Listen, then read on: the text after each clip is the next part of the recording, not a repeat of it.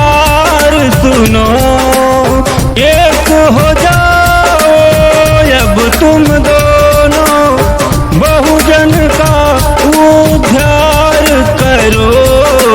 हे माया बहिन सुनो रावण भाई, सारे जहां की पुकार सुनो। एक हो जाओ अब तुम दोनों, बहुजन का उद्धार करो।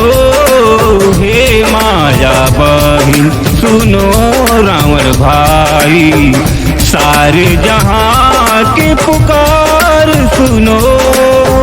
सारे जहां की पुकार सुनो। सारे जहां की पुकार सुनो।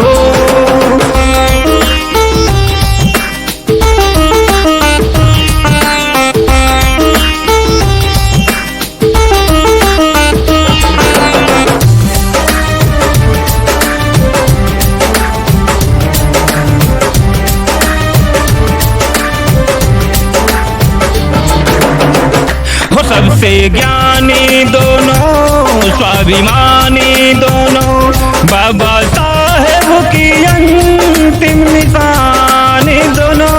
तुम हो बहुजन की आस, हो जाओ एक साथ, यूं न करो बहुजन को निराश, वरना सब कुछ मिट जाएगा। हो करके एक साथ लड़ो।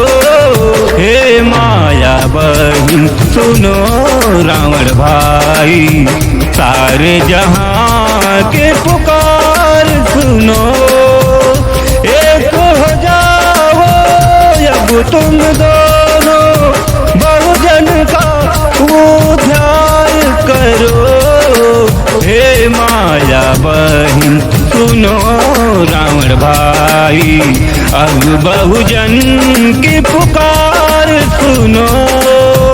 एक हो जाओ अब तुम दोनों, बहुजन का उद्धार करो।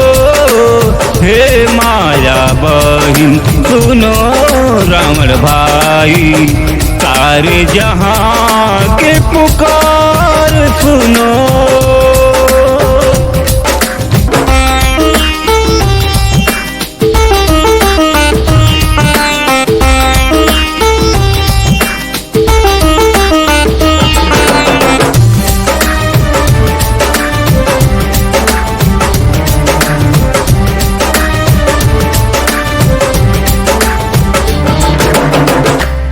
जिंदगी बहुजनों की क्या से क्या हो गई, तुम दोनों को कोई फर्क नहीं। कंसीराम के मिशन से क्यों भटकी बहन, वरना नहीं आता कोई रावण। जो भी हुआ उसे भूल के दोनों, एक दूजे को स्वीकार करो। हे माया बहिन सुनो रावण भाई, अब बहुजन की पुकार सुनो।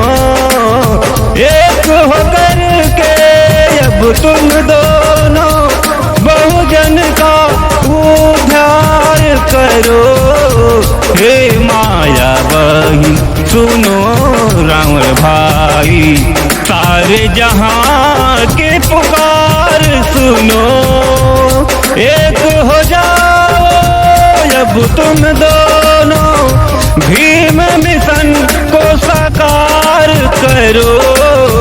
हे माया बहिन सुनो रावण भाई, अब बहुजन की पुकार सुनो।